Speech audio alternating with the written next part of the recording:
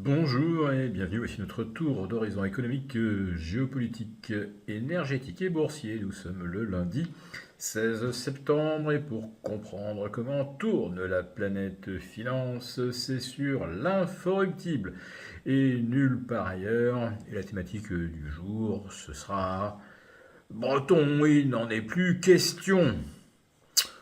Ou la France un peu humiliée. On va commencer quand même par faire un petit tour d'horizon des marchés financiers. Bon, surtout pour constater que le S&P 500, le Dow Jones se sont revenus pratiquement à leur record absolu. Bon, le S&P a inscrit sa quatrième meilleure clôture de l'histoire à moins de 40 points des sommets. Ça fait 0,8%. Le Dow Jones, deuxième meilleure clôture de l'histoire, à 0,2% de la meilleure, qui remonte à une dizaine de jours. Et le Nasdaq est encore un petit peu à la traîne.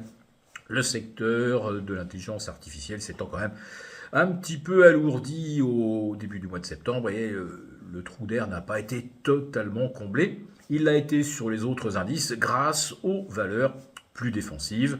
Bon, quand on commence à troquer des valeurs à 50 fois les bénéfices en moyenne contre des valeurs à 25, c'est qu'on se montre plus prudent, sauf que 25, c'est également pratiquement le double de la valorisation moyenne des valeurs du Dow Jones. Donc, on paye tout encore très très cher, mais ça veut dire qu'on ne sort pas encore du jeu. On procède simplement à des arbitrages.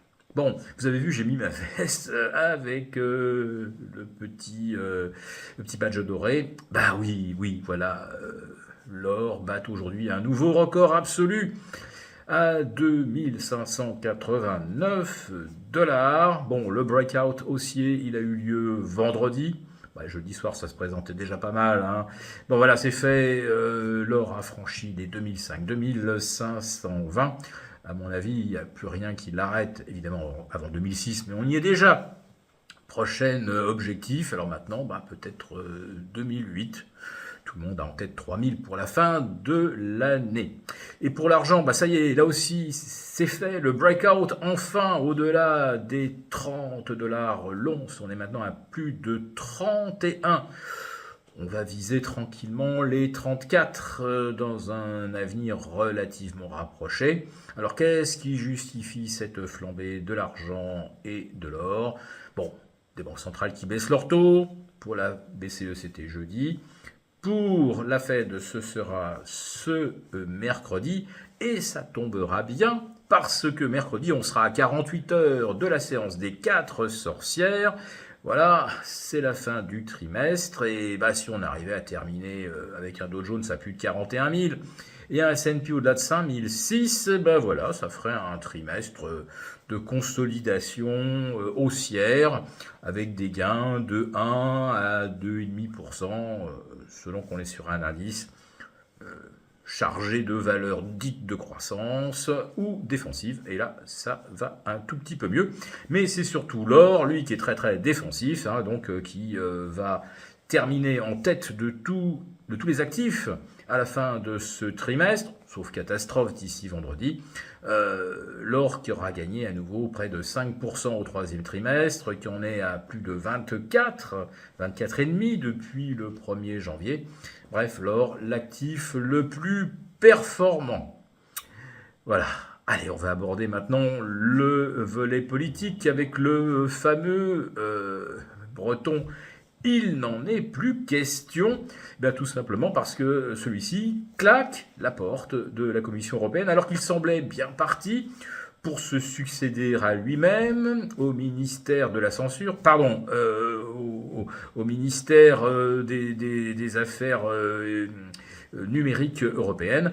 Voilà, M. Breton qui se faisait fort de censurer les fake news, c'est-à-dire en fait toute information exacte, mais qui ne correspond pas évidemment à la vérité officielle. Maintenant, ce qui est officiel, c'est le clash personnel entre Thierry Breton et Ursula von der Leyen, et là on boit du petit lait, puisque M. Breton accuse Mme von der Leyen de gérer les choses de façon autocratique, autoritaire.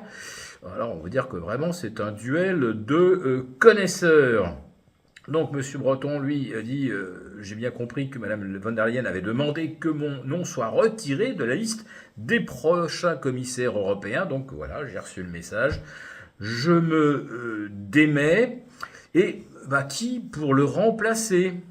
Alors là, bien sûr, j'imagine qu'il va y avoir pas mal de candidats et de candidates.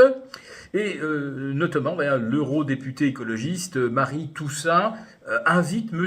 Macron à désigner une femme pour maintenir la parité au sein de la Commission.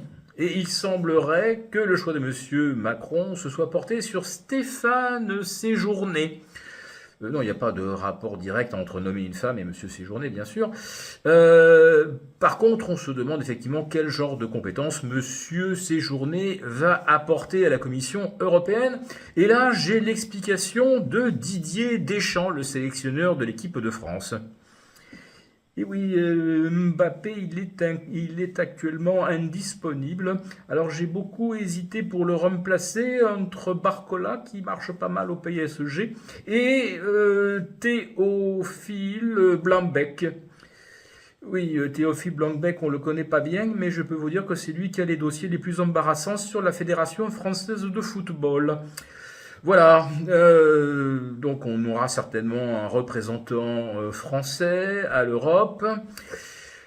Moi, je me réjouis personnellement que ça ne soit pas avec, on va dire, le but avoué de censurer les réseaux sociaux, mais qui sait, peut-être que son successeur en fera à son tour son cheval de bataille. Voilà, si cette vidéo vous a plu, n'hésitez pas à nous mettre un pouce. Pour vous remercier de votre fidélité, vous pouvez télécharger gratuitement, en suivant le lien ci-dessous, un guide complet sur l'achat d'or physique qui représente un investissement de choix en période économique incertaine et surtout d'inflation. Merci et à bientôt. Merci beaucoup d'avoir regardé cette vidéo. N'hésitez pas à réagir dans les commentaires ou à liker et partager cette vidéo si le contenu vous a plu. Et pour ne rater aucune de nos prochaines émissions, vous pouvez vous abonner à notre chaîne et activer les notifications. Et pour plus de contenu, n'oubliez pas que le dernier rapport rédigé par nos experts est accessible en cliquant sur le lien de description. On se retrouve tout de suite dans les commentaires et je vous dis à très bientôt pour une prochaine vidéo.